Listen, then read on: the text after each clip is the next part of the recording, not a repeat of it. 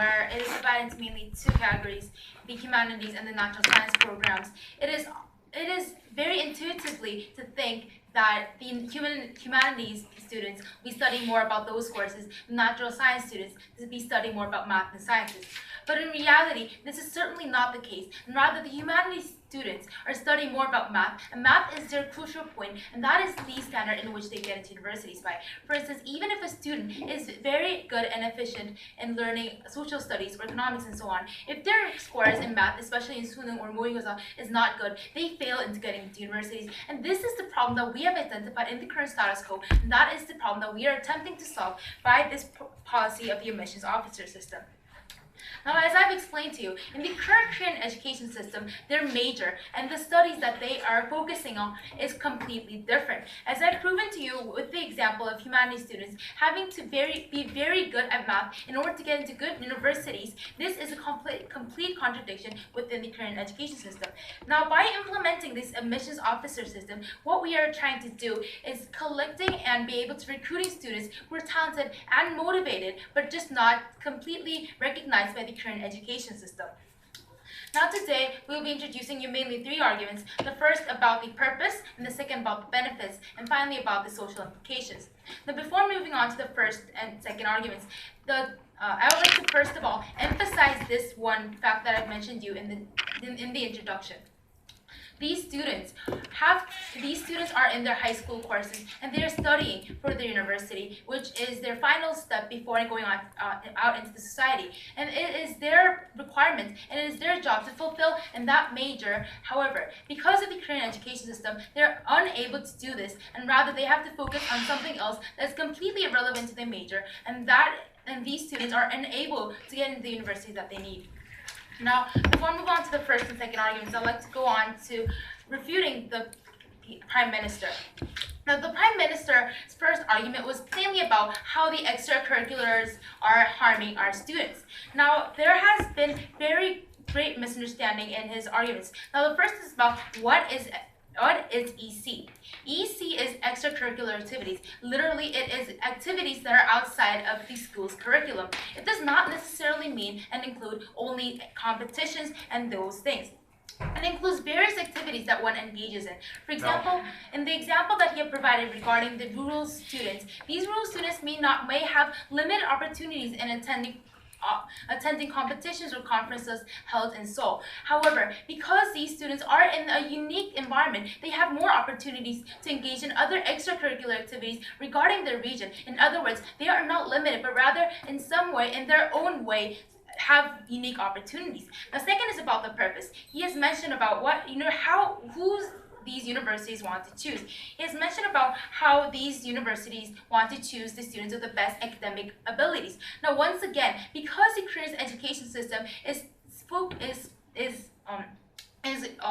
making these students focus on academic studies that are irrelevant to their major, this academic ability is not being considered fully. Now, the final one is about the part about the private education. He has talked about how these rural students have limited opportunities and therefore are unable to get all these help. But once again, because these students have the extra opportunity, this is certainly not the case. And the second is about harms, and he talks about how there will be, yes? Why isn't it too late for students to study their major after they go to college? Now the thing here is, that is certainly the case, but because these students, although they are talented and although they are motivated, because their academic abilities or their talents were not recognized during high school, they fail to get into university that they seem is suitable for them or is good. In other words, they are deprived of their right to study in the university that they want because of a lack of ability that they do not need in their major. Now, he has mentioned about these harms, first about private education, how this fosters private education, but once again, the standardized tests rather than extracurricular activities are the parts that actually foster the most private education and rather limit the students' opportunities. Because as I have mentioned, rather borrowing the example from the Prime Minister, it is rather these rural students who are deprived of their right to study through private education because in rural areas they do not have many academies. And moving on to the first argument is about the purpose. Now, through the purpose, I would like to talk about first level, who these universities recruit, and second is how. Now, first of all, university is, as I've mentioned, is preparing students for the society. And in the university, one selects one major, and that is the area in which one focuses on.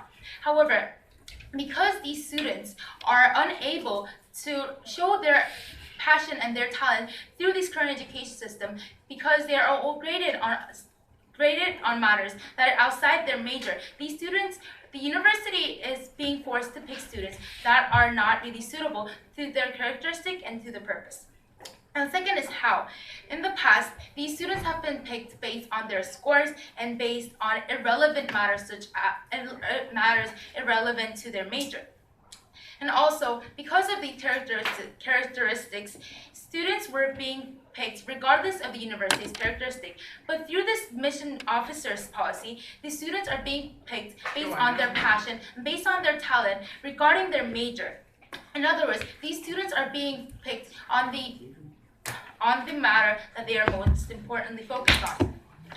Now, the second argument is about the benefits. The benefits can be divided into two levels. The first about the benefits to the students, and secondly, the benefits to the university. Now, in the first level, the benefits to the students is that because they are given the time and the opportunity to study for the matter that they are interested in and for the major that they will be pursuing on later in life, they are able to collect and gain more experiences and more abilities regarding that area.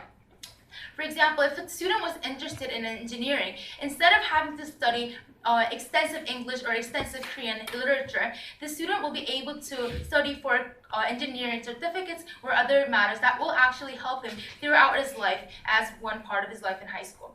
And the second level, which is about universities, is that, as I've mentioned in the first argument, these universities are unable to pick the students that actually fit the school's characteristic and have these talents that they require. Now, because these students are able to be picked by these officers program, the university will be able to recruit students that have passion and the talent that is required by these universities. Now, simply put, extracurricular activities do not simply mean competitions. They include many other activities that can be done regardless of the student's living area and regardless of the existence or non-existence of private education. And furthermore, because this policy allows students who are talented but unrecognized by the Korean education system to be picked, this policy should not be abolished.